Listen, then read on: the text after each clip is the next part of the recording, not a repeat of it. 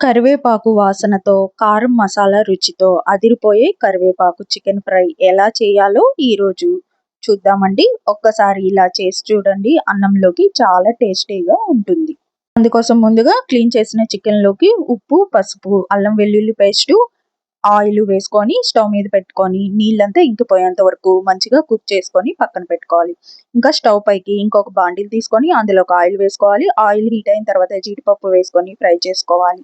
ఇవి పక్కన పెట్టుకొని ఇంకా సాయి జీరా వేసుకొని ఫ్రై చేసుకోవాలండి. ఇందులోకి ఉల్లిపాయలు, పచ్చిమిరపకాయలు, ఎండుమిరపకాయలు వేసుకొని ఫ్రై చేసుకోవాలి.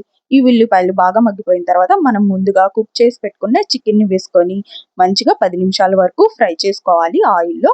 ఇంకా ఈ చికెన్ అనేది ఒక 50% వరకు మంచిగా ఫ్రై అయిపోయిన తర్వాత మనం ముందుగా ప్రిపేర్ చేసి పెట్టుకున్న కరివేపాకు మసాలా కారాన్ని వేసుకొని ఒక 10 నిమిషాలు సిమ్లో పెట్టుకొని కుక్ చేసుకొని కొత్తిమీర వేసుకొని దించేసుకుంటే సరిపోతుంది.